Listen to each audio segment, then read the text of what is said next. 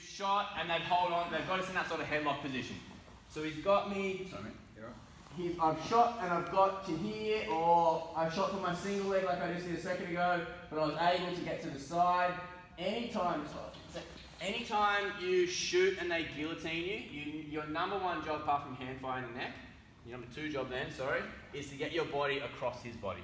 Okay, because when you're perpendicular, it makes his choke really weak.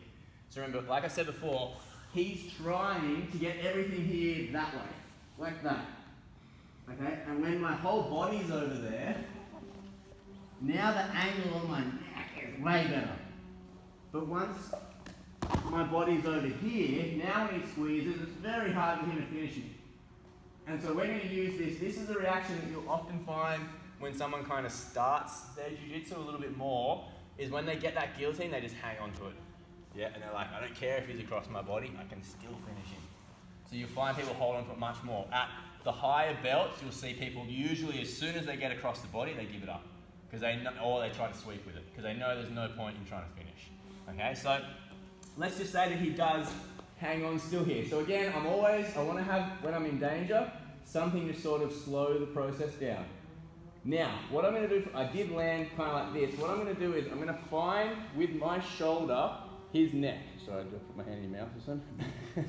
So I want to try to find the side of his neck here. So I get nice and deep, and if I feel like I'm up high, I come down and I keep coming down, and I want to try to grab around his lat here. And once I've sort of got this control, now I'm going to try and get my hands together. Okay, so I drive my shoulder in, and now the hand that's hand fighting comes up high, because I'm trying to trap his wrist. So when he tries to take his arm out, it's actually stuck here. So I'm not even really hanging on. Yeah, it's making it, I'm not really doing anything. It's still hard for him to get it out. So initially I was here. So now, if he wants to bail at any time on the choke, get your hand out. Yeah, he can get it out. Okay? So when I'm comfortable, I get this grip here deep first, and I find that shoulder position wherever it needs to be. Once I feel in position, now I keep his hand where it is. I shrug my shoulder as I bring my hand high. Okay, now I'm going to grab my palms together, and what I want to do here is I want a tripod.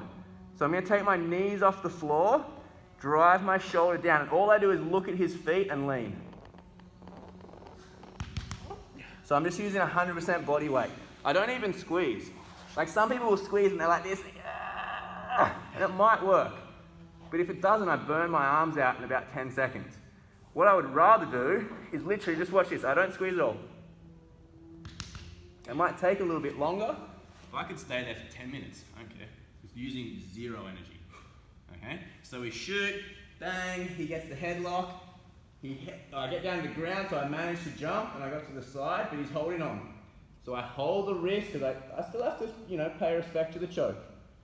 In that time, I go deep. I try to find his lat if I can.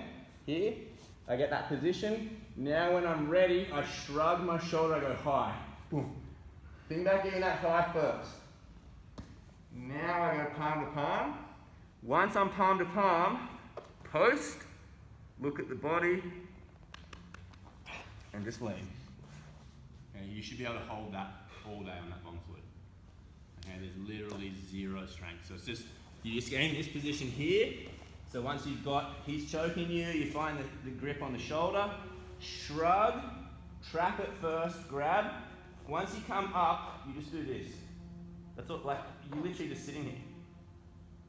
And then after, 5 seconds, I don't know, he'll usually tap, yeah? But you've got to get the right spot. You might find that you're on the jaw. If you feel a bit bony, just drop your shoulder underneath. Okay?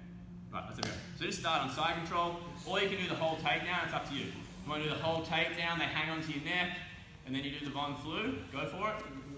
But you can just start on side control and the headlock. Now, we took them down, they gave up on the neck. Okay, so here he knows he's in trouble. Yeah, so he pulls his arm out, he senses the Von Flu.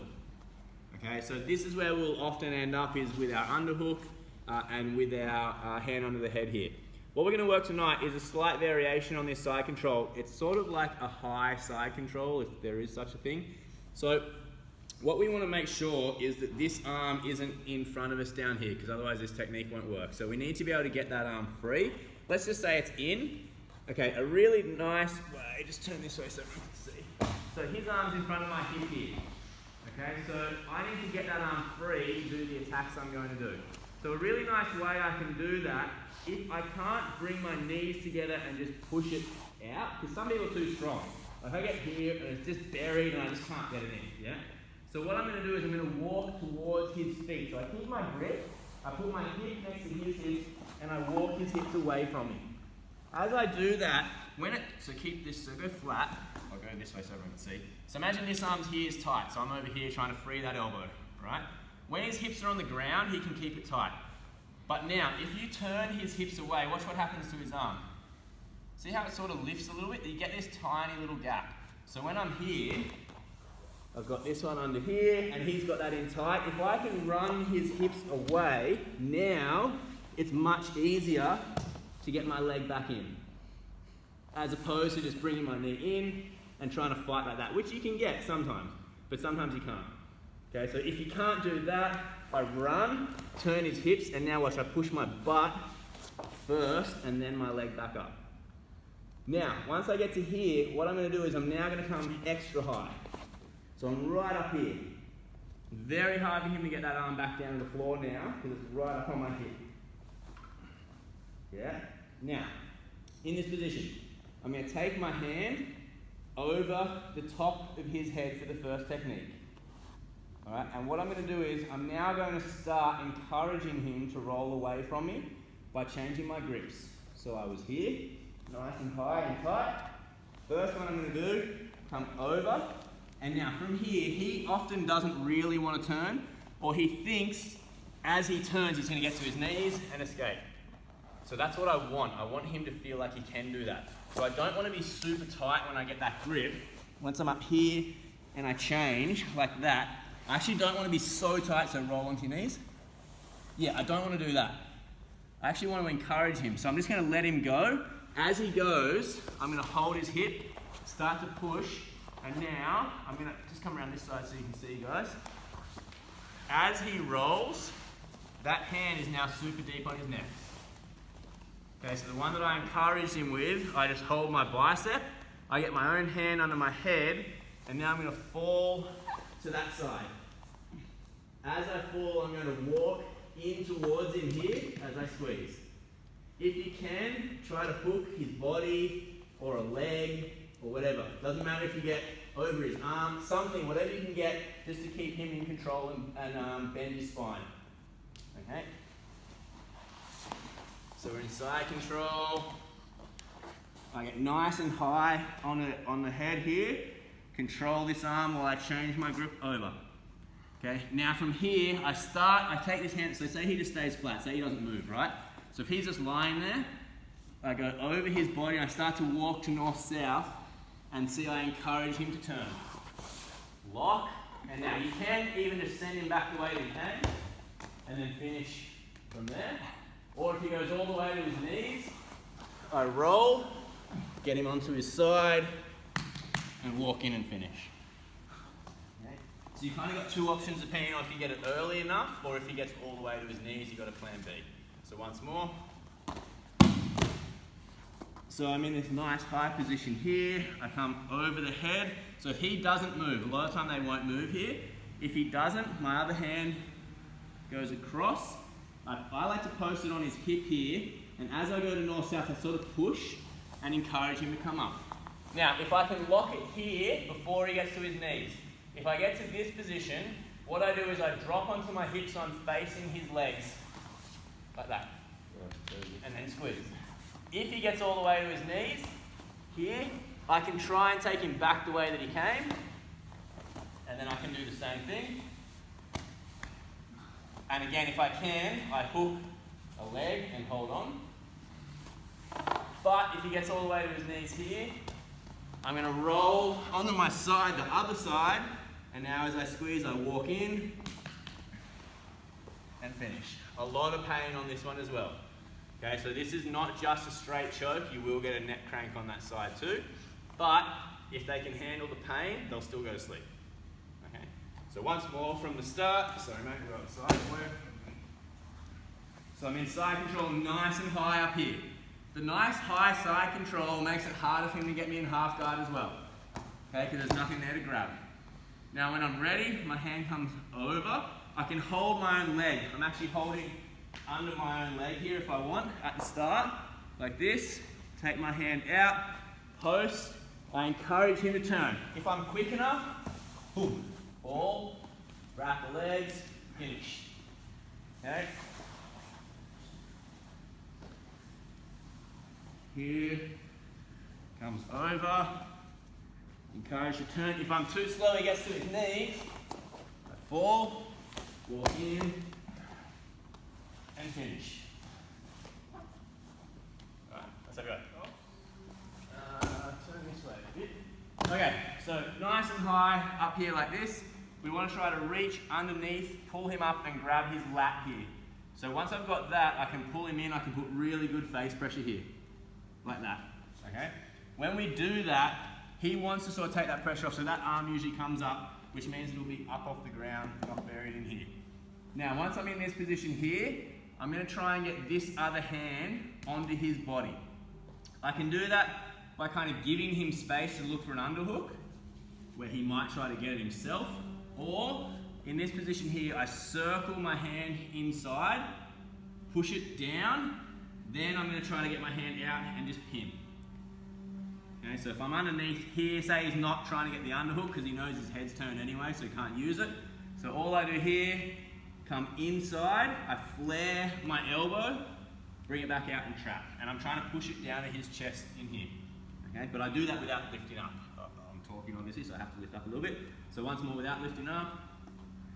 So we're in this position here, I've got my nice high shoulder pressure here, my leg's tight, so his elbow has to be up. This move doesn't work if his elbow's down. Okay, so I need to be up here. Circle in, flare my elbow. Don't try to push down. Here he's strong. If I push down, he's just gonna push against me. Yeah, so I push up like that and make him weak. Now as I pull my hand out, I trap it and I put it down onto his chest. Now from here, I'm going to try and tuck this lead foot in under my butt so I'm leaning on that side. Again, if I don't move this foot, I'll get stuck and it won't work. So I put my foot in, lean that way, and now I throw my leg over his body as I lift his head up. Okay, so I'll end up in this position here.